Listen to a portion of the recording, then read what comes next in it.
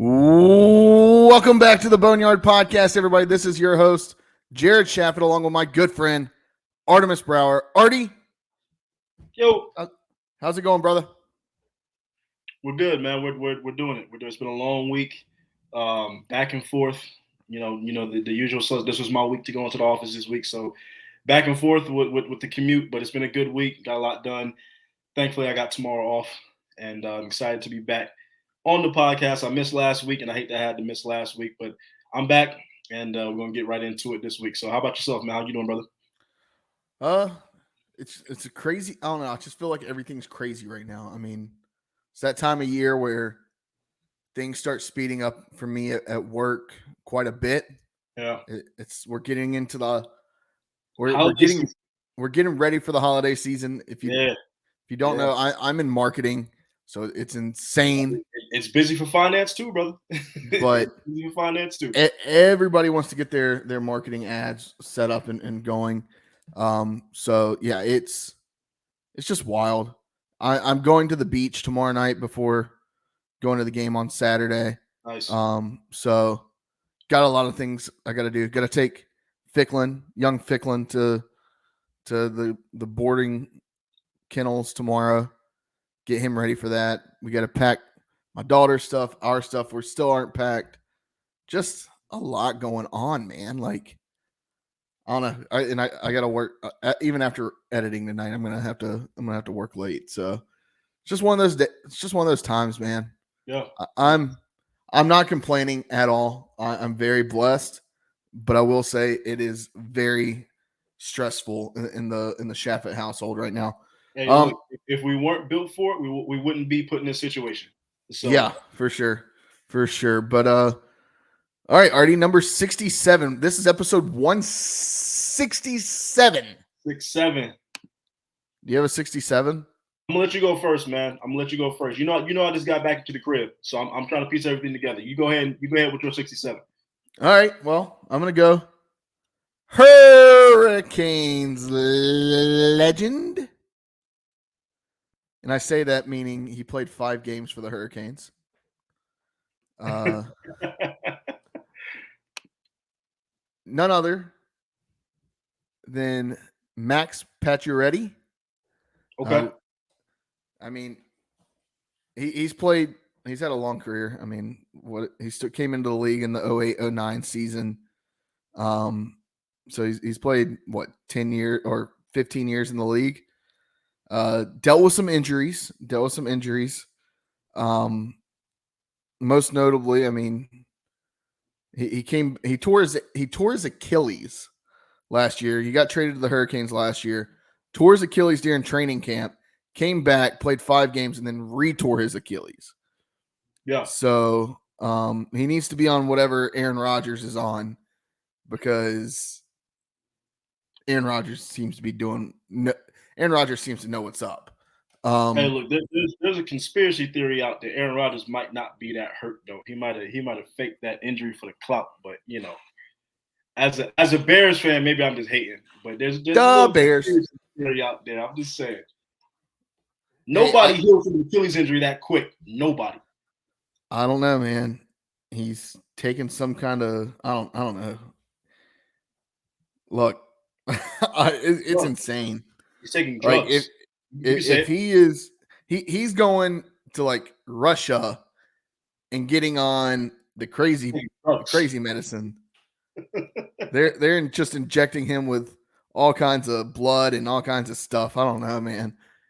Aaron Rodgers, he's doing some weird shit, but hey, I don't blame him. Nice. But yeah, Max Pacioretty, I mean, he's an elite goal scorer, but overall, I mean, he's never won anything other than, he won the Masterton Trophy a while back, but that's not really about what you do on the ice. It's more about what you do off the ice and coming back. I believe that's the comeback player of the year, basically, in the NHL. That's really the only hardware he has, surprisingly. Yeah. He was a captain of the Canadiens. He played for Vegas, got traded in a salary dump to Carolina last year, Now I believe he's signed a free agent deal with the Capitals. Hasn't played yet this season. So, yeah, I mean, Max Pacioretty, that's my 67.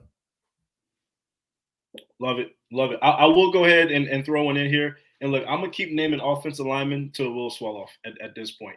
Because I got another O-lineman this week. Number 67, blocked for O.J. Simpson. It's O.J. Simpson for Buffalo. God bless. What is this man's name? I just lost his name.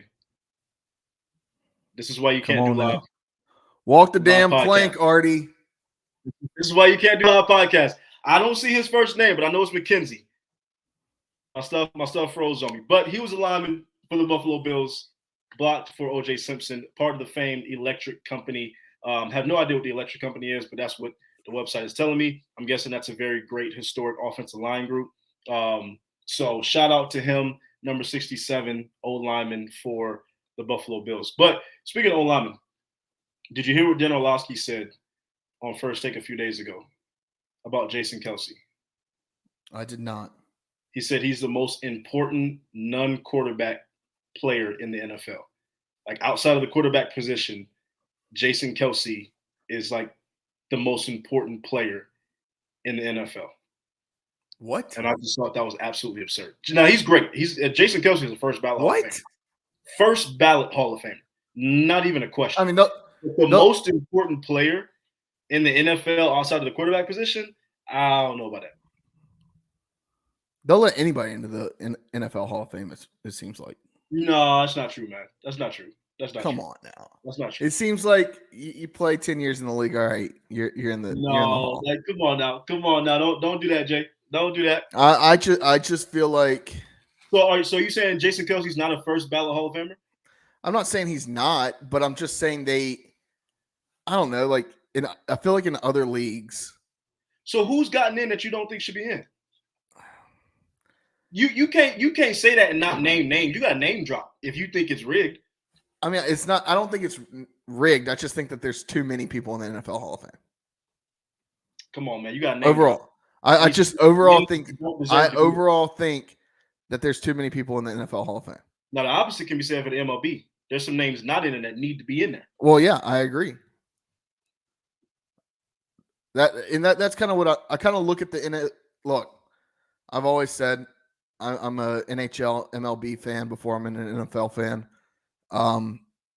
There's a bunch of people that have been snubbed in getting into the NHL and MLB Hall of Fame, which makes me think that it should be extremely hard to get into the Hall of Fame when I see some of these guys in the NFL that get into the Hall of Fame and it's like, do they really have like that great of a career?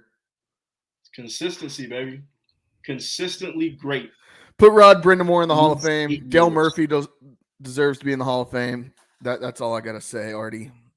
All I got to say. No arguments from me. All right. Boneyard Podcast is proud to be members of the Variety Sports Podcast Network, Variety Sports Collegiate.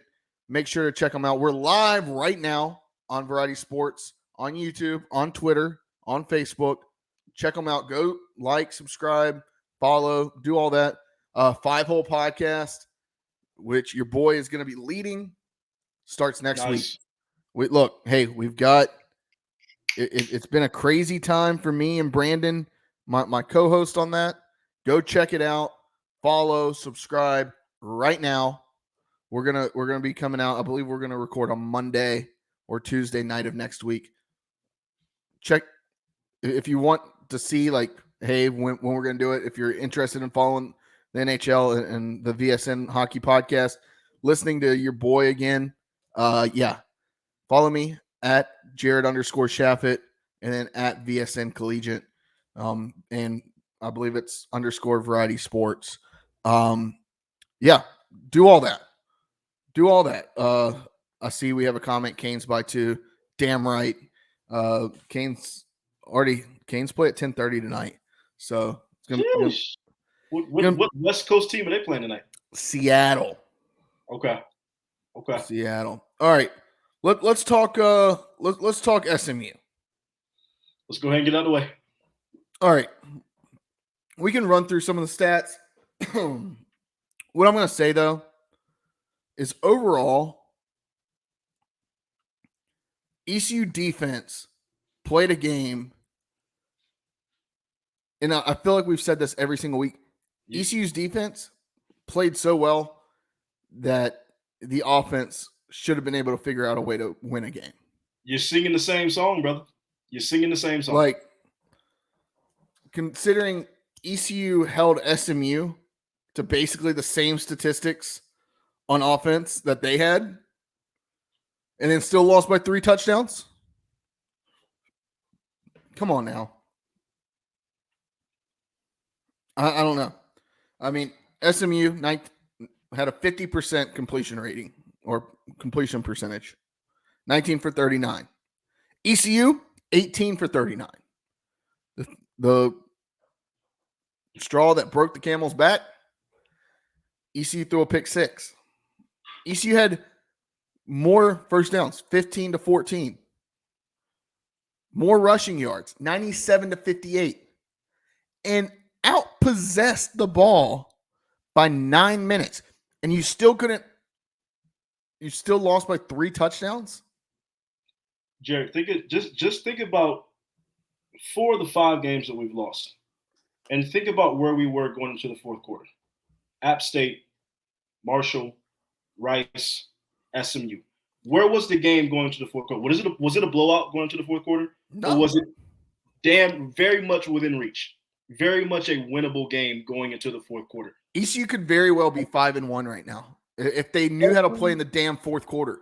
Every single one of those games going into the fourth quarter, ECU had a legitimate chance to put something together. You've been anemic on offense the whole game, and you still got a chance to put something together to win this football game, and you don't do it. You don't do it. I mean, I don't know, Artie. Like, honestly, we should get rid of the no quarter. I'm like, why are we even playing it? No quarter means, hey, this is going to be like the quarter we stand up and we do a damn thing. ECU hasn't done a damn thing in the fourth quarter all season long. And it's brutal to watch. And they make these mistakes and they can't get out of their own way sometimes. Look. Let me ask you this. Is this the worst ECU offense that you've ever witnessed? Yes. Thank you. Bar none. Not even close. Not even close. I think I said this last week on the podcast. This might be the worst ECU team as a whole that I've watched. Yeah. There's no fight. I mean, even with those Scotty Moe teams, I don't remember starting 1-5. I mean, we had at least 2 wins under our belt at that point in the season. Now we finished 3-9, right? But I don't remember a 1-5 start. I'm not saying that it didn't happen, but I don't remember a 1-5 start. Look, if this team can figure out how to play in the second half, play in the fourth quarter, if this team can get anything going at all on offense, there's a chance for this team. Maybe not to get bowl eligible this year, but they can prove something the back half of this year. We're halfway through the season. They still have a ton to prove. Well, I mean, the problem is obvious, and it's twofold, right? It is a lack of play calling from the offense, and now we're starting to get all these other outlets and media, personalities saying the same thing that we've been saying for weeks, months, couple years, is that it is a predictable, boring, stagnant, non-moving offense. That's number one. And then number two, because I know a lot of people got on Twitter after the game and were saying, oh, why'd you take Mason out? Mason was giving us the best chance to win. Why'd you put Alex Flynn in? Was Mason really giving us the best chance to win? Outside of running the rock pretty well, was he actually giving us the best chance to win? Because I feel like we're in a situation where we have 2 quarterbacks and neither one of them give us the best chance to win, in my honest opinion. Neither one gives us the best chance to win. So if you're going to sit here and call, or why did you put Alex Flynn in? Was Mason really giving us the best chance to win that football game? Truthfully. I think so. On last Thursday night, if you asked me last Thursday night who gave us the best chance to win the football game, I was telling you Mason Garcia. Well, then that means we would have to pound the rock every single play to try and win that football game. I mean, Mason putting that ball in the air was not going to happen. Once again, he was 12 for 26. Yeah, it's not setting the world on fire, but still, I mean, pretty decent. He had a good connection with Chase Sowell. I mean, overall, I mean, I would say that having Mason in there, he gave you different options. And the thing with Mason, and we saw it a little bit last week, was when Mason can get outside the pocket and can get his feet moving and have some time to throw the ball, he can be pretty good. Right. And it's not all Mason and it's not all Flynn, because that O-line is not doing anything they're supposed to be doing. We do have You don't talk about anemic. That O-line is anemic. We gotta mention the O-line. They're not playing well whatsoever. So I would say the bad, the good. Look, Chase Sowell, he's my player. Yeah. I mean, him. The defense stood tall. Those are my goods. Bad, offensive line. Still couldn't really get Rajay, Marlon Gunn. I mean, you lose. Who went down early in the game? I'm trying to think. I mean, you lose. Like, that's what it was. Yeah, Javius Bond. I don't know. Thank you, Josh. I don't know why I was blanking on Javius Bond, but for some reason I don't know who I was thinking of, but not Javius Bond. But you haven't been able to get a running back going all game. I think that game's a lot different if you've got Javius Bond in there. Yeah. I think that you're able to do a couple more things, right? He's kind of replaced Keen Mitchell as that explosive back. Granted, you can't be explosive when you're running up the middle on first and second down every damn time, right? So who knows? I would say bad offensive line and just some poor decision making, right? Like there was just some. Once again, there's times where we're swapping out quarterbacks. I don't know. And to that point, though, the poor decision making comes from a lack of confidence. It comes from a lack of knowing when they're going to be in and out the game. Yeah. If you look at the body language of Mason Garcia and Alex Flynn, they're always looking to the sideline. They're always looking a little confused because they don't know when they're going to be yacked. Like, they don't know when they're going to get pulled and they're going to be riding the bench for the rest of the game. And that is what we spoke to a few weeks ago, that at this point, you have to just ride with one. You got to go ahead and make that decision. We're 1-5. All right. You're not doing nothing that is working. This 2-quarterback system, I don't want to hear that. It ain't working. You got to roll with one. You got to try and let them build their confidence. And you just got to roll. You just got to go with it. You literally just got to go with it. And I will say the more athletic quarterback is Mason Garcia. So I would roll with the more athletic quarterback, even though I think Flynn has a better arm. I would roll with Garcia. And that's it. Garcia is the guy. I don't care if we finish 1-11. You have to be able to establish something, because the team itself, there's no confidence. There's no rhythm. There's no flow. They don't know who their quarterback is. They don't know who's going to be out there play calling, who's going to be the signal caller. And these guys are confused because they can get yacked at any point in time. At this point in the season, for the love of God, roll with one guy. Let him play from start to finish. Let him succeed on his own. Let him fail on his own. Let him go from start to finish. Because what you're doing is not working. Clearly, it ain't working. Yeah, I mean, ECU's got to figure it out. They've got to figure it out. Bad. The offensive line, like I said, bad decision making. Ugly. The ugliest thing I've seen all season, Artie, is ECU deciding to punt on 4th and 6. Or it may have been even shorter. It may have been 4th and 5.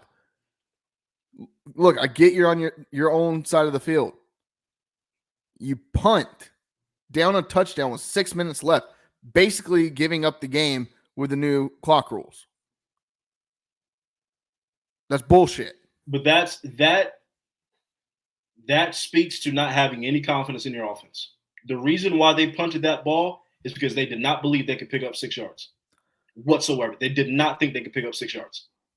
That's why they punted the ball. They had no faith that they could pick up 6 yards. Now, granted, should you go for it? Yeah, you play to win the game. But there was no confidence whatsoever that they could pick up 6 yards on that play. Yeah, I really don't know. I don't know. And to answer your question, ECU did go 1-6 in 2017 before they beat BYU at home.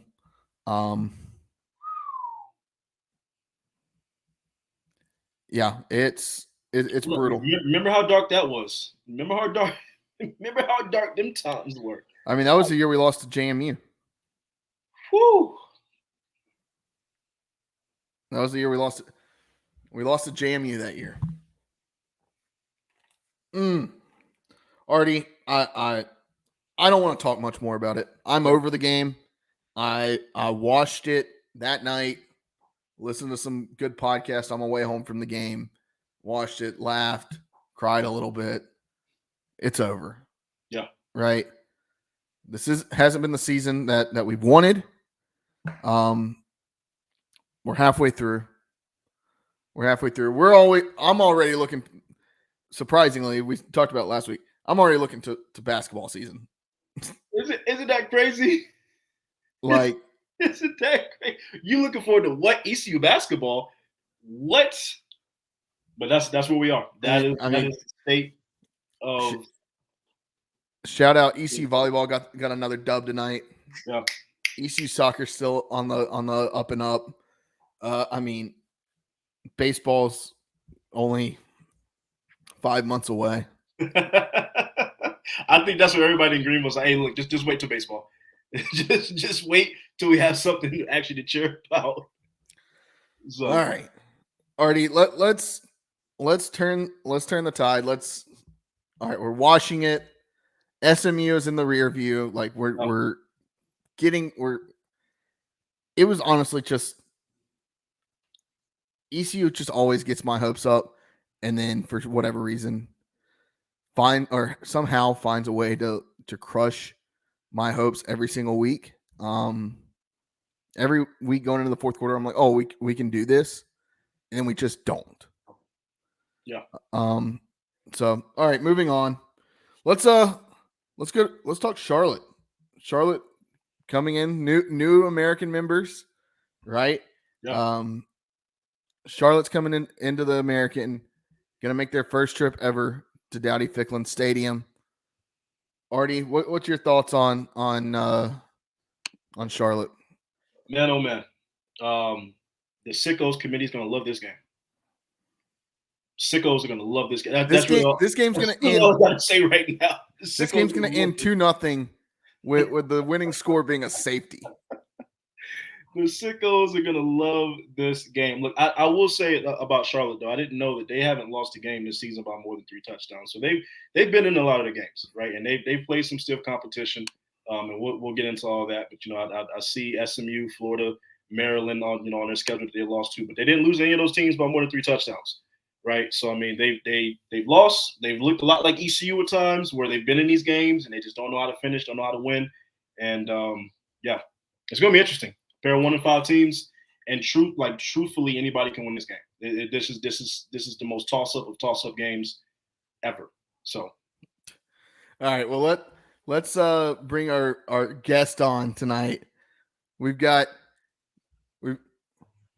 Jeremy Grandison coming onto the podcast. Jeremy from the Highway 49 podcast. Jeremy, how's it going, my friend?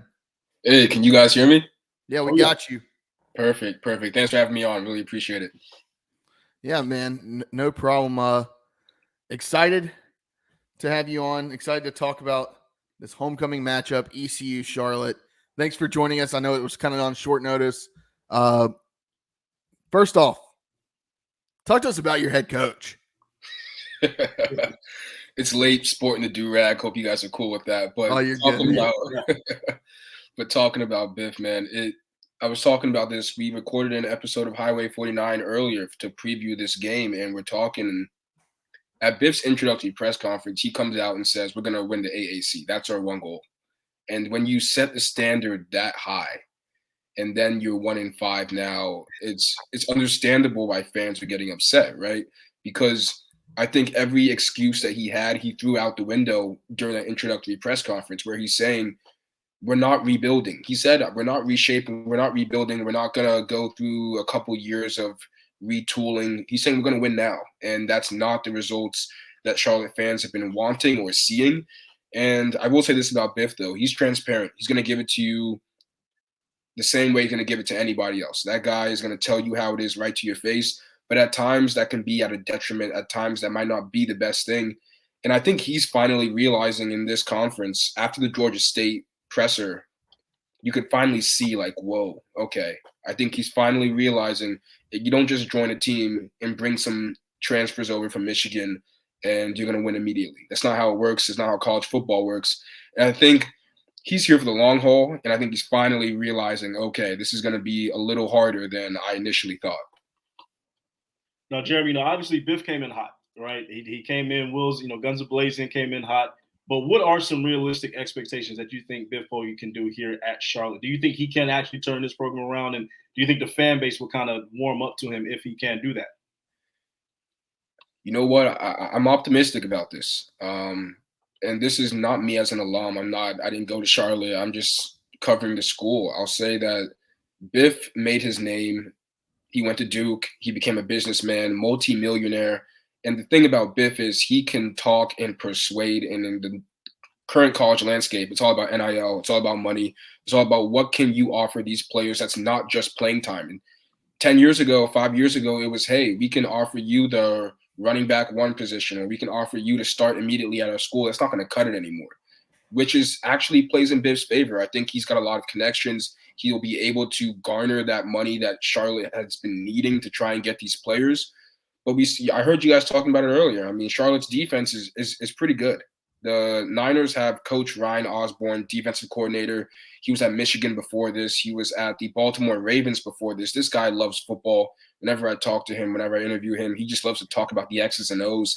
He's all about that. So on one side of the ball, you're set. You have players like Yabi Oki, you have Nakai Hill-Green, you have Stone Handy, some experienced players that can really burst into the backfield and get tackles for losses and put pressure on the quarterback consistently. However, what can you do on offense? And I think that's where the main issue is going to be. I interviewed him after the Navy game in the post-game press conference, and he told me, he said, we don't have any erasers on this team. An eraser being 3rd and 10, 3rd and 11, throw it up to someone, that wide receiver can go get it, or that running back can make two men miss and go get that first down. They don't have any of that. So I think we're going to see him going to try and get some erasers in this offseason. But I have the utmost confidence in him, not just because of who he is, but because we've seen his success at other places before, and I think that he can replicate that at Charlotte. Yeah, for sure. And last week, I mean, you gave up Charlotte gave up 250 some yards, I believe it was, to Navy. That's ECU fans know that's not an easy offense to stop. Granted, this year they've got a new head coach. It's still the same triple option, same thing every year. Talk to us a little bit about playing that game for the first time and what you saw last week against the Midshipmen. Yeah, so like you mentioned, the triple option. Tuesday's press conference leading into the Navy game, I asked Coach Ryan Osborne about the triple option, and he said, hey, we're not going to practice with a ball. We're practicing without a ball because triple option, you never know what's going to happen. Everybody has a job. If your job is to cover the dive, cover the dive. If your job is to cover the sweep, the guy running, cover the sweep. If your job is to cover the quarterback, cover the quarterback. The second you try to cover the dive and then cover something else is where Navy gets you. I think Charlotte went in with a good game plan. I mean, Navy, you said it, they didn't have that much success against that Charlotte defense. You saw that couple big plays here and there that made that score 14-0, but for the most part, Charlotte's defense played really well. They got in the backfield. They had a lot of tackles for losses. I just think that if you're a defense and you're out there working your butt off, and you get to the bench finally, you force a stop, and your offense gets a 3 and out, and you're right back on the field, at some point, that dam's going to break. That dam's going to crack. And we saw that. A couple cracks is all it takes for Charlotte to lose these games because the offense simply can't put enough points on the board to, keep this defense healthy and fresh every time they go out there. Now, Jeremy, I'm affectionately calling this game the Booty Bowl because this is a battle between 2 1-5 teams. But outside of the defense playing well, what are some other positives, if anything, that you've seen from the offensive side of the ball for Charlotte? I'll be honest with you, Artemis. There's not many. I will say special teams. Greg Froelich, the special teams coordinator, has been doing a stellar job the past few weeks. UF was one of the best return teams, and they were able to kind of stifle that UF special teams on punt returns, kick returns. But on offense, that QB carousel is the number one problem. I mean, Trexler Ivy and Jalen Jones, if you don't know who your quarterback is, week in and week out, we ask the same. I know you guys have the same thing, right? It sounds so familiar. Week in and week out, I mean, we ask coach, hey, what's the deal with the quarterbacks? Are you going to commit to one? What do you see with each? And every time we're going to keep running with both of them. We're going to switch them out whenever we think we have a good look with one or the other. Now, Trexler is more of a pro-style drop-back quarterback, but that makes him susceptible to a lot of sacks. Charlotte has taken, I think, the second most sacks in the conference with – I have the stat up here, man. This is crazy to me. Let me find it here. 32 sacks allowed in 6 or 7 games for 190 yards. I mean, this guy is – and the sacks aren't 4 or 5 yard sacks or 11-yard sacks, 12-yard sacks. And it puts them in terrible down and distance situations. And then for the wide receivers, I mean, we can egg on the quarterbacks all we want. The wide receivers aren't getting separation consistently or even at all. Jack Estera's been out for a little bit. Jairus Mack had a good game in one of the openers, but it's not consistent. So I just think as a whole, it's looking pretty bleak. And to finish it off, your true freshman star running back that commits to Charlotte on ESPN on national television is out for the season in Darrell Robinson. So at this point, I think they're just trying to pick up scraps and see what they can get. I mean, it's interesting being in this industry because you hear the coaches talking about the same or regurgitating the same exact talking points week in and week out. We're almost there. We're so close. Like we had a real good week of practice. We had a really good week of practice. We were able to watch film and we think we got some things down. We're gonna do this, we're gonna do that. And it gives you enough just to hold you to that game. And then the cycle starts all over again. Jared, talk to me because I can see your face right now, man. I mean, this is just ECU on a loop. Like, yeah. Us. I mean, every single week it's guys really practice hard this week. Really hard. Great practice. Excited about going up against a great opponent. Excited to get in front of our rowdy fans in Dowdy-Ficklin Stadium. Like, it's the same thing every single week. Every single week. They got a good football team. Yeah, well, it's football at the FBS level. Everybody has a good football team. Yeah. Right? Like, how are you preparing differently for this matchup? Yeah. Oh, well, we watch film, and well, the film doesn't matter when the film you're watching is you running it up the gut on 1st and 2nd down for a total of 2 yards, and then you're sitting at 3rd and 8, and now we got to figure out how can we get the ball 9 yards when our offense can't do shit. That's a great point, man. That Navy game, it was run, pass, run, pass, run, pass, and you're seeing yourself in 3rd and 9, 3rd and 10 situations over and over again. And at some point, it's like Trexler Ivy on 3rd and 10 is not going to be able to make a play with his legs if you need him to. And it's the same thing over and over again, man. I typically don't keep track of this stat because it typically doesn't matter, and it's not something that is outstanding, like blatantly in your face. In the first half last week against SMU, I believe it took more than 5.5 minutes for either team to get a first down. Wow. And then it took 7 minutes in the second half for either team to get a first down. And you can't do that. I mean, you've got to be able to get positive yardage on those early downs so that way you're leaving yourself with 3rd and 4, 3rd and 5 at worst. right? If you can get 2 or 3 yards on first and second down each, you're getting yourself really close to being there, right? Yeah, I'll say that it's so easy to just say that, right? I mean, the offensive coordinators, Mike Miller, the offensive coordinator for Charlotte, he's saying the same things in the press conferences. Hey, we just got to make it easy in the first couple downs to put ourselves in a favorable down and distance situation. We want to be on 3rd and 3, 3rd and 4. Let's say you have an 8-yard run, right, from Charlotte, or you have a great – Charlotte loves tight end screen. So Colin Weber gets a good tight end screen, 8 yards, 9 yards on first down. Trexler Ivory takes a 12-yard sack. And you're right back to where you didn't want to be. And that or you get called for a false start or a holding because your offensive line can't put together sandwich 2 slices of sandwich bread, much less a block. I mean, I will say this though, Jalen Jones in that UF game, he impressed me. I mean, I'm watching that game. I was at the UF game.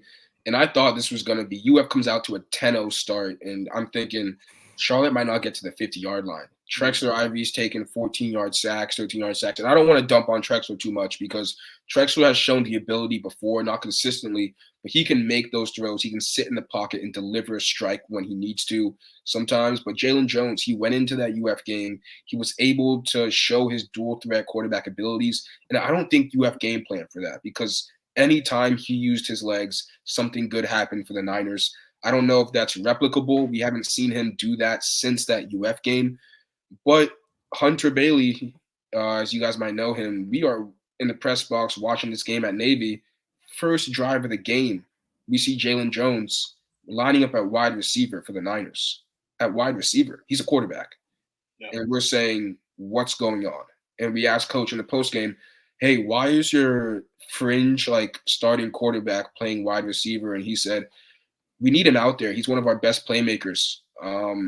So why isn't he playing quarterback? Why is he at wide receiver trying to have wide receiver screens? I just don't get it.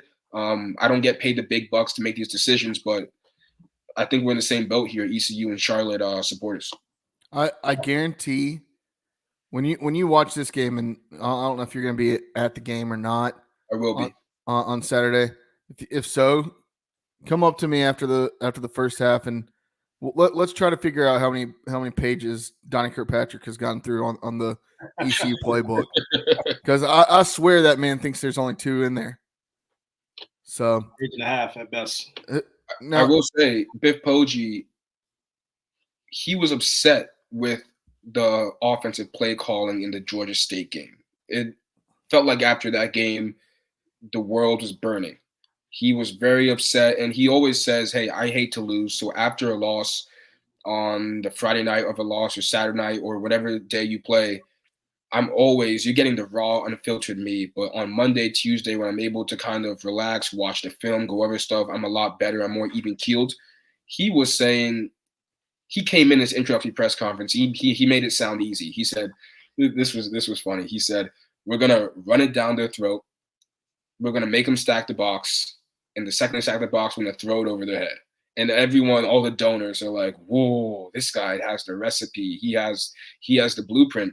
And it's so easy to say that, right? Until you actually have to go out there. And there was one game against Georgia State where Charlotte's trying to mix it up. They're trying new things. They're trying to be innovative on offense. And on the press game or the post-game press conference, he's saying, no, I hate that. We're going to go back to the way I want to play. We're going to go back to run. We're going to try to run it down your throat. But the thing is, Charlotte doesn't have the capable offensive linemen to be able to execute that type of game plan. And you can't just say you're going to run when you have a true freshman in the backfield or you have guys that are mixing and matching for the offensive line. He wants to limit the menu, but limiting the menu can't happen if you don't have the requisite pieces to be able to make that successful. Now, Jim, let me ask you this real quick, because Charlotte does have something that ECU does not have, right? And that is a major metropolitan area in Charlotte. It's a big city, right? So do you think Coach Biff and staff can actually pull together some of the plethora of talent that's in Charlotte, and not just Charlotte, but that South Carolina area too, because South Carolina is right next door. So, do you think he can actually capitalize on that in the next few years? I do. And it goes back to what I said earlier with Biff's ability to garner relationships, his ability to he has a lot of good connections with Charlotte. As we all know, it's a big banking, accounting city. He's really said he put his foot down and saying, we need NIL money. We're going to get it. I know we are. I'm confident we are going to get it. Talking about that talent, man, Biff, he has a good track record. He was at Maryland. He was at St. Francis Academy. A lot of the players that transferred to Charlotte are from St. Francis Academy, and they transferred because of Biff, because they want to go to bat for this guy. They want to fight for this guy. He's been going to high schools recently and going on the recruiting trail, and I think that part is actually, like you said, it's promising. I think it is promising, his ability to be able to garner those relationships and cultivate relationships. In the future, it's going to work, but it's all going to come down to NIL. I mean, that's the current space that we're working with, and if you don't embrace it, I mean, you're going to get left behind. For sure. Now, Jeremy, this will be the last question I have for you. Both offenses seem anemic. Seems like the strength is definitely the defense on both sides of the field. One thing that stands out to me is if you look at like the team stats as like total yards on offense, yards passing, average per game. I mean, Charlotte 170.2, ECU 173.2, yards rushing, Charlotte 133.5, ECU 128.7. Yards allowed. Now, granted, Charlotte has allowed a few more yards, but when you look at like pass yards allowed, Charlotte 220.5, ECU 221.3. Like, come on. These are the same teams. Yeah, I mean, beginning of the season, even though Charlotte was losing, and I know you can't really say it was like a good loss, you know, that cliche type of term, but it was. I mean, you're going into Maryland on your first national televised game on NBC, and you're up 14-0 on Maryland. Your freshman cornerback and Cameron Howard is picking off Talia Tagovailoa. Demetrius Knight is getting a pick six early in the game, and that's also going back to Greg Froelich and his special teams. Stone Handy comes barreling down the field on a kick or a punt and just lays out the Maryland guy, and they get favorable position or they pin Maryland early, and then you're able to have that complementary football where your defense can capitalize off of what the special teams did. And your offense then has more confidence because you're not playing from behind. You're not stressing, okay, we have to throw the ball. We have to put it in Jalen Jones' hands to throw the ball. It's all about complementary football. They go into UF, like I said, they're down 10-0. That swamp is raucous. The swamp is rocking. And Jalen Jones is going out there and rushing for 45 yards or scrambling for 45 yards and quieting the crowd. I don't know what happened between then and now where the offense has become this anemic. It's dumbfounding, and it's truly, I'm at a loss for words, because going in, we knew if preseason practice, the defense was winning every day. So we knew the offense wasn't going to be where the defense was, but no one knew it was going to be this bad. Yeah. With all that, with this offense, I want to get to the question that I didn't even ask. I said all that. I was thinking it, and then I saw that, and I was like, that's insane. All right, here's the question. The over-under. Vegas, what is Vegas doing? What are they doing, right? The over-under is 40.5. Dude, oh my Lord. I don't know the forecast for this game. Do you know it? I think there's a slight chance of rain. Okay. I haven't. That was when I looked last week. Yeah. Let's see. I'll pull it up. This could absolutely be one of those 9-9 football games going overtime. No, this is absolutely be that. I mean, come game time, come kickoff, it's supposed to be 65, 67, sunny. Okay. It's gonna be a nice day out there in Dowdy Ficklin Stadium. The fans are gonna be pretty lubed up on homecoming night. But what would you? All right, let's play Vegas for a second. What would I make the line? What would you put the over under at? Yo, this is crazy because my over under is gonna shock a lot of people. It's my over under honestly would be 22.5, which is wild to say. And 40.5 is low for college football. Normal, competent offensive teams. Yeah. The reason why I'm saying this, and it's crazy, is because the Navy Charlotte over-under was 43.5. 43. And Hunter and I are looking at each other like, these teams are both ground and pound teams. They don't like to air it out. How is it going to be a 20 to 20-something game? There's no way. And that under hit beautifully. If you had the under, you were sitting back. And if you were the under in the first quarter, you were on Amazon Prime looking at what you wanted to spend that money on already, knowing that it was going to cash. I'm gonna say this here. My lock of the week, the under. Take the under. The ECU Charlotte. That's under. But you know how Vegas is, man. The second you think something, they're gonna give you something else. Man, what are they seeing? Yeah. Unless now look, we sit here and say this is going to be 38-35 final, right? Exactly. Hey, maybe we just need the reverse jinx. But that's what I'm saying. I can't speak for ECU, but for Charlotte, the wide receivers, they don't have that guy. Last year they had Elijah Spencer. They had who's now at Minnesota. They had Grant Dubose, who's now in the NFL. They don't have those guys anymore. Jack Estera, Jairus Mack, Jaden Bradley hasn't seen the field a lot. Now, he's had some off-the-field issues, some personal family issues that I completely understand that. I want to give him his privacy and respect. But for the wide receivers and the receiving room, if it's not Colin Weber on a tight end screen, I don't know who's going to be giving you consistent separation on that field. I mean, ECU, the only guy that has really done it is Chase Soule. I mean, he's been the only guy that has seemed to put together anything on as a wide receiver. I mean, you got Shane Calhoun, who the tight end, who I feel like Donnie Kirkpatrick and the coaching staff forgets that he even exists for the first 2.5 quarters of a game.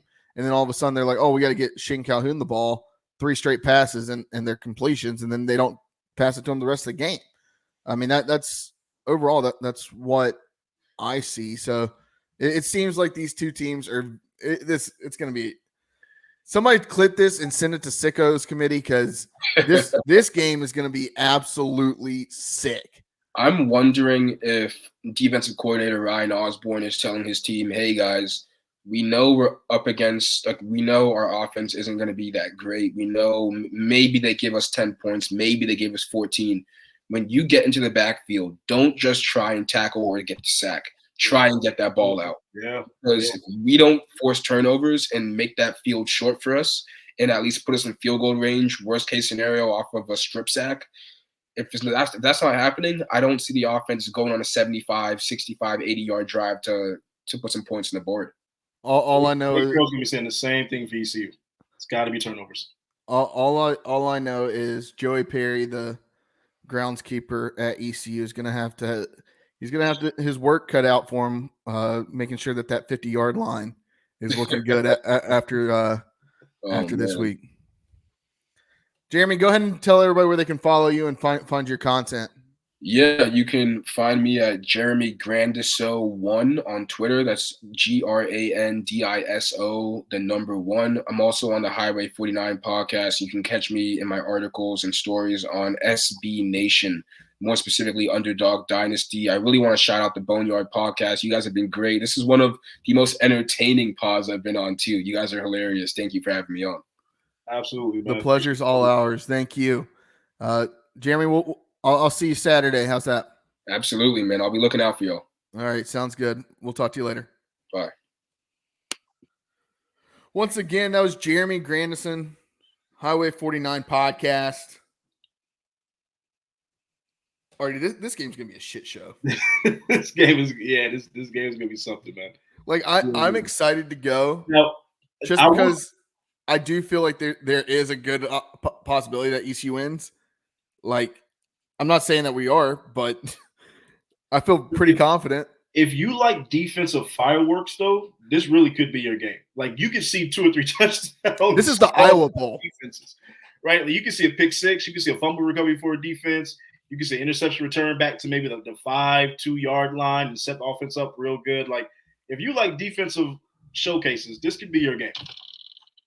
I mean, this is an Iowa fan's wet dream. Yeah. All right. Let's move along. Let's do it. Let's move along. Do we I think we got some Twitter questions. Let me pull them up. All right. Let's see here. Okay. We got a couple. Chance. What's up, Chance? No chance. Former intern. At what point do we just play Mason and let Jeter be the number 2? I don't think Flynn is the answer for next year. If Mason doesn't show progress, we hit the portal. We hit the portal no matter what. Yeah. No matter what. This is a disaster. Neither one of these guys should be starting next year. Neither one. I mean, we heard everybody talk about moving Holton Ahlers to tight end. Hey, maybe let's put Mason Garcia at tight end. Hey, look, hey. Mason is an excellent athlete. I mean, we can absolutely utilize him. But at the quarterback position, we have to be completely honest. I don't see it. So yeah, we're hitting the portal no matter what. And we definitely got to with Jeter, Jeter might be QB1 next year. So wasn't expecting it that quick, but he might be QB1 next year. All right, let's see. PD asks if we finish 1-11, will ECU find a way to fire Mike Houston? I don't know. ECU has, I believe, his buyout's like $4 million after this year. Jeez. ECU's got 4 million reasons to keep him, but there's one big fat reason to let him go if ECU goes 1-11, with your sole win being against Gardner Webb. Well, look, we got Charlotte this weekend. Obviously, that should be a winnable game. All right. You got UTSA, who's not as great as we would think they would be this year, but still Tulane, you can chalk that up as an L. Florida Atlantic, probably chalk that up as an L. And then you finish with Navy and Tulsa, right? So it's like to finish 1-11, I still don't see that. I still see 2 wins, maybe 3, maybe. But I still see 2 wins left on the schedule. But you finish 1-11. Man, you got it. You have to. I know you said 4 million reasons not to fire the guy, but you got to at least consider it. You have to at least seriously consider it. Artie, we put out a tweet. I believe it was. I think it was on Thursday night last week, or maybe it was Saturday of last week. I don't know. Over under ECU wins 1.5 games the rest of the year. If over, reply below who ECU beats. 42% said over. 58% said under. 58% of the people that responded, which is statistically significant. There's 450 people that answered, said ECU was only winning 1 game or less the rest of the season. Look, we're not gonna finish 1-11. We're not gonna finish 1-11. I think we'll pull something together. Now, look, I will say this though, full transparency. If Houston and staff decide to keep Donnie Kirkpatrick after this season, that will be the reason why they all get fired.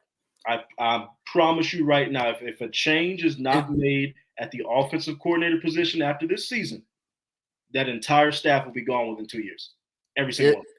If Donnie Kirkpatrick is still the offensive coordinator going into next season, ECU fans better be storming the gates of the athletic complex, pitchforks in hand, because fires burning. That is a clear indication that you're not putting this program first. You're not looking out for the best interest of this program. Exactly. Now, don't get me wrong. ECU's got the number 2 recruiting class in the conference, but it doesn't matter if you got somebody eating M&Ms the entire game, calling plays, and their fingers are smudging up the playbook. Maybe that's why you can't call more than a run up the middle. All right. State of Atlanta asks, what's it going to take to get the Pirates in the Sun Belt? Well, We keep losing like this, we'll be there soon. I was about to say we have a couple We'll be there more soon. 1-11 seasons. We'll be right Oh, there yeah, where we maybe belong in the like, Sun Belt. nah, we good. All right, that's it. That's it for Twitter questions.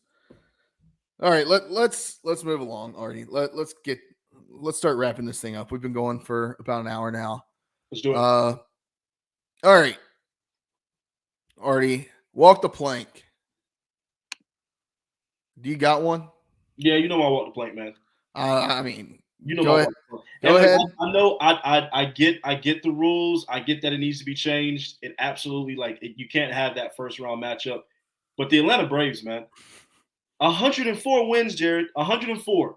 I get the matchup was not what it should have been, and I get that they had not played in a week, and you're a little rusty. Phillies in playoff mode. I get all that, but bro, 104 wins, all the home runs. You guys got y'all got thoroughbreds in Atlanta. There's just no excuse. Y'all got straight dudes. There's no way you guys should have been bounced out in the DS. It just should not have happened. Yeah, it's rough.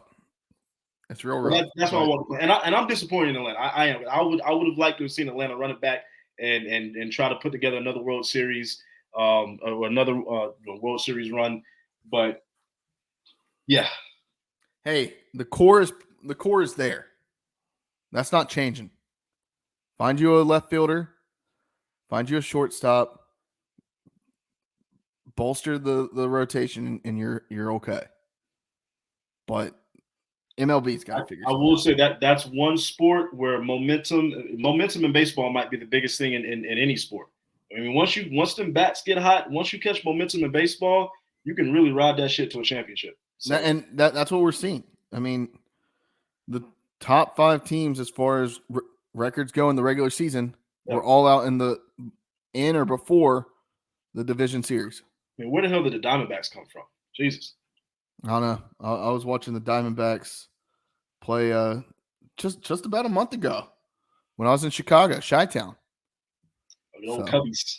Cubbies. All right, mine.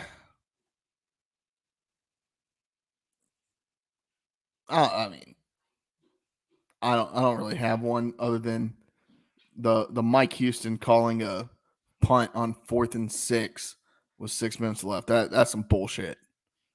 That is some Charmin ultra soft bullshit. Hey, look, Jared, really good game plan. Really proud of the effort. Put in a good week of practice this week. Got a good opponent. Gonna come out. Gonna be ready. Looking forward to it. You got to do the arm. He always has the arm. You know, another walk the plank, and I don't know if she's listening, but friend of the podcast, Courtney Layton, her phone going off in the post-game press conference. Oh no, rookie mistake. Oh no. Come on, Courtney. You Courtney really probably did. She more media than we are. All right, she really doing it. Come on, Courtney. I mean, she had the big ass camera out there, and oh my gosh, low-key famous. Come on now. Courtney, good friend. I talked to Courtney. We're gonna have her back on next month, Epilepsy Awareness Month. That's not the only reason we have her on. Courtney is a true friend of the podcast. Facts. Like Courtney is always asking me about. We're always talking about the Canes and Braves, and I mean Courtney's a friend. She is a legit friend of the podcast, and we don't say that like lightly. When we say somebody's a friend of the podcast, we mean they're a friend of the podcast. Otherwise, we tell you to walk the damn plank. All right. All right. Artie. You. Let's wrap this damn thing up. All right. Let's see. We got the gambling corner. Gambling corner. These lines and spreads are brought to you by the Caesar Sportsbook. We're not. Hey, this isn't an advertisement. We're not sponsored by them. But this is where we're getting our information. So if you want to match what we're doing, go there and find it out. First game on the docket. Southern rivalry renewed. Yeah. The battle of the bones. Who makes the best ribs? Who will come out on top? UAB season is slipping week by week and Memphis is looking to rebound after a hard-fought game against Tulane. Can the Blazers defend home turf? UAB plus 6.5, over under 62. Memphis. Give me Memphis. Yeah. Memphis. Give me Memphis. Memphis is going to win this game outright. Look, Trent Dilfer out here arguing with his coaching staff on the sidelines. I mean, he out here just having tirades on the sideline. UAB can't get nothing right now. So, yeah, give me Memphis. Yeah, give me Memphis. Take the over. I mean, yeah, I think a lot of points will be scored in this game. Take the over. This is gonna be a fun one to watch. All right, Clemson at Miami. Clemson's not having the year they thought they were gonna have. Miami was undefeated until their coach couldn't call a kneel to seal a game. This game will show if Clemson was a good competitor against the UNC team that just beat Miami. Miami's plus 3. Plus 3, 3-point dog at home. Over under 48.5. This is a tough one. I really want to say Miami. I honestly don't think it's that tough, man. I think Miami got exposed. I think they're fraudulent like they've been the last decade, and Clemson is a better team. Clemson's going to win. Take the over, but Clemson's going to win this game by more than 10 points, in my opinion. I think Clemson comes out and shows this will be an old school Clemson game that Deshaun Watson type Clemson team. I think they'll come out and prove a point. Because again, I just think Miami doesn't have home field advantage. It doesn't matter that Miami's home. They're gonna have 10,000 fans there. It doesn't matter.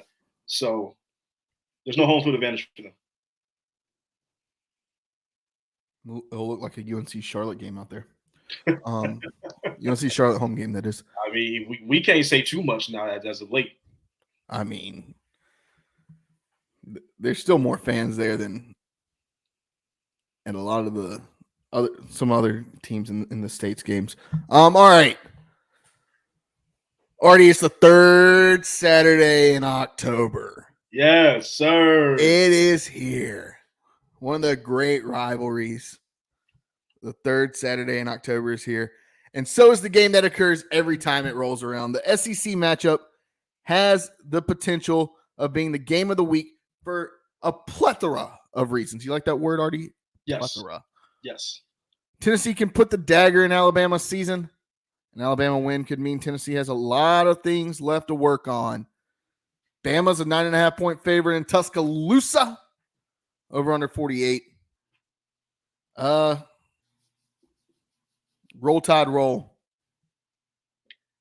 Good old Rocky Top. Woo! Rocky Top, Tennessee. Nah, Alabama's gonna win. Yeah. No. It's in Tuscaloosa, and I think Tennessee might be the better team, but it's not being played in Knoxville, and I think that's going to be the difference. It's being played in Bryant-Denny. You're going to have 100,000 plus. Nick Saban's going to have his team ready for this game, and I think that their quarterback, who's been playing kind of inconsistent, but he's getting a little better for Alabama. I think he's going to come out and have a day. This will be one of the matchups of the week. This game's going to be excellent. But give me Alabama. Hey Josh, do you know? Does anybody know what time? Is this a 3:30 game on CBS? Oh, it has to be. Yeah, I feel like this is going to have a slot by itself at 3:30. This has to be the 3:30 game, right? Yeah. And this will probably be the best game going on at 3:30. It'll be by itself. Josh is giving us the thumbs up. It is the 3:30 game. All right. All right. Pittsburgh at Wake Forest. Right down the road. Right down the road, baby. 5 minutes from where Artie and I live. Yeah. The fight for the fall off. The ACC has new blood at the top, but the programs that were looking to take the next step have really fallen off this year. Wake Forest is last in the ACC, but is the home favorite against Pitt. Can Wake get back on the horse, get 3 more wins to make a bowl? Wake Forest is a 1-point favorite at home here in Winston-Salem, North Carolina.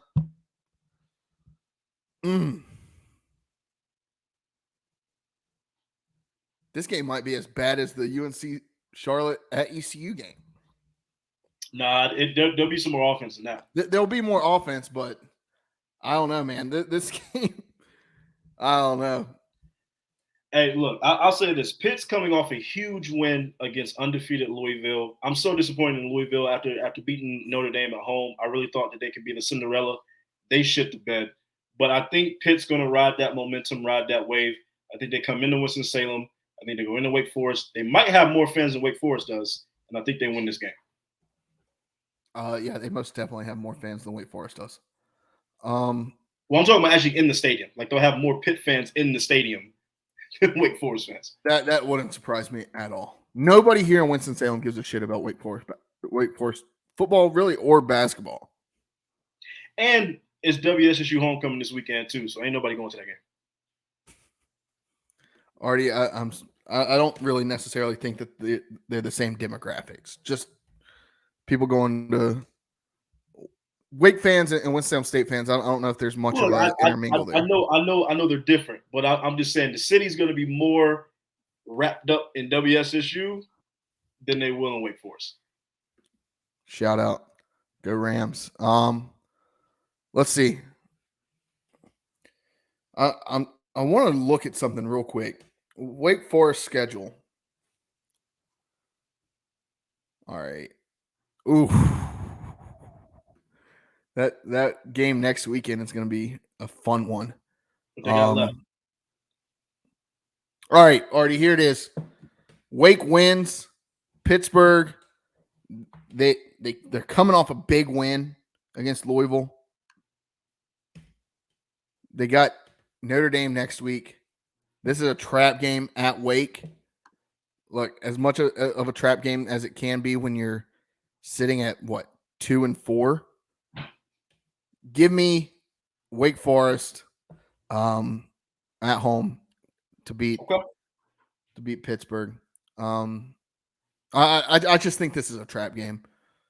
You go, I mean, you got Pittsburgh coming off, like I said, a huge win.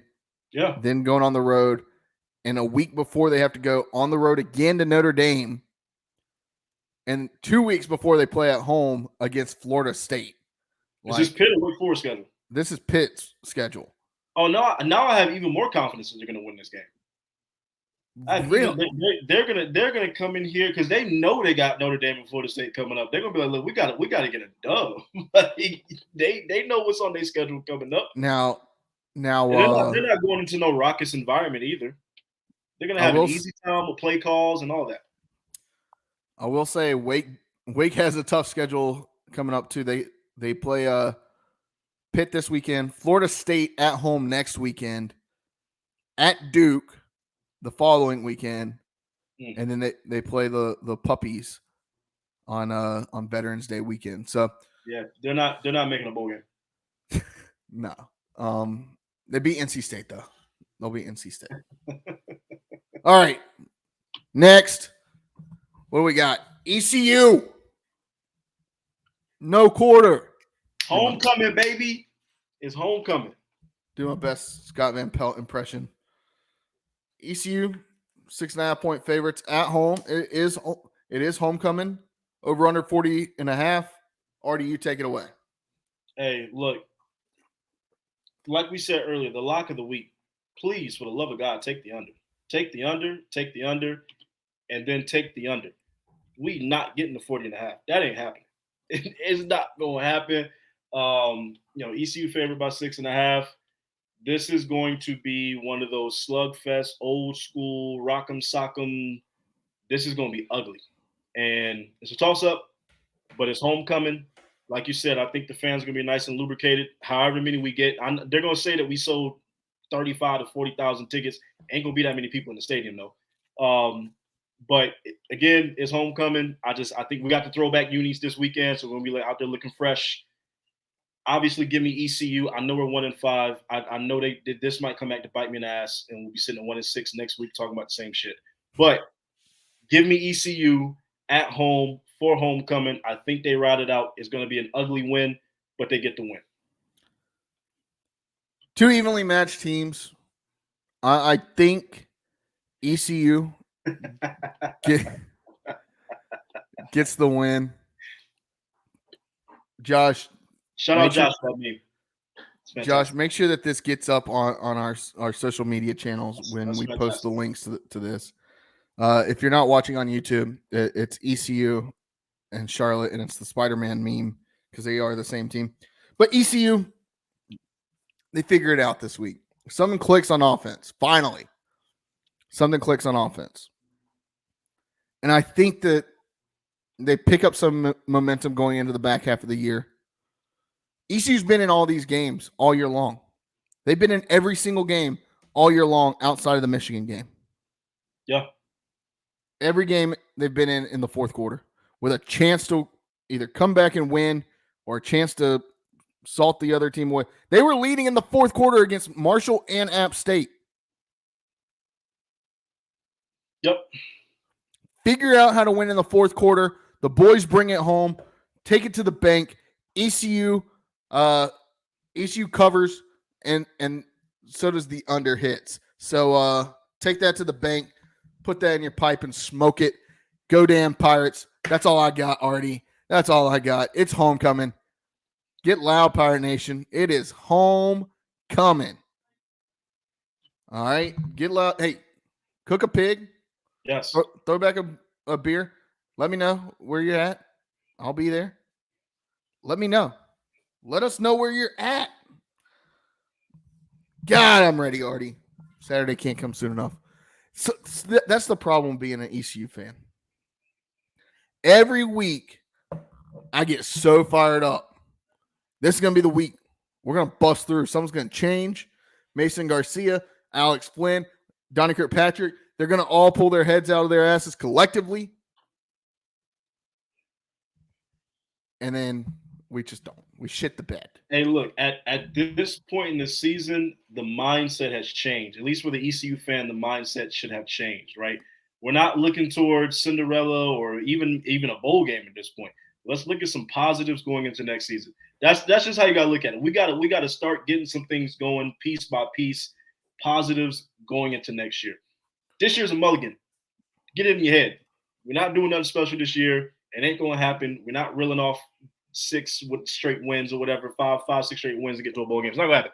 So positives going into next year. ECU's going to turn around and get the job done this weekend. Josh has put it in the chat. ECU soccer coach Gary Higgins got his 100th win. So shout out to that.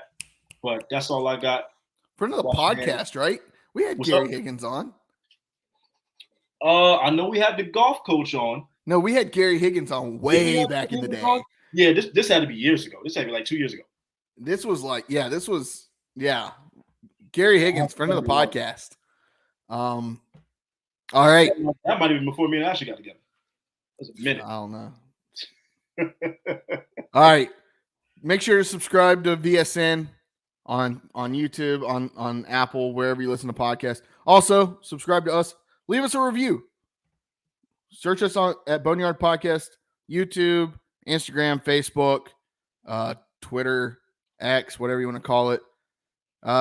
Subscribe, hit that notification bell. Make sure that you are getting all of our notifications. Do that. Leave us a review on Apple Podcasts, on Spotify. 5 stars, you're a friend of the podcast for life. Facts. 1 star, you can walk the damn plank right on down to Charlotte. Okay, that's all I got.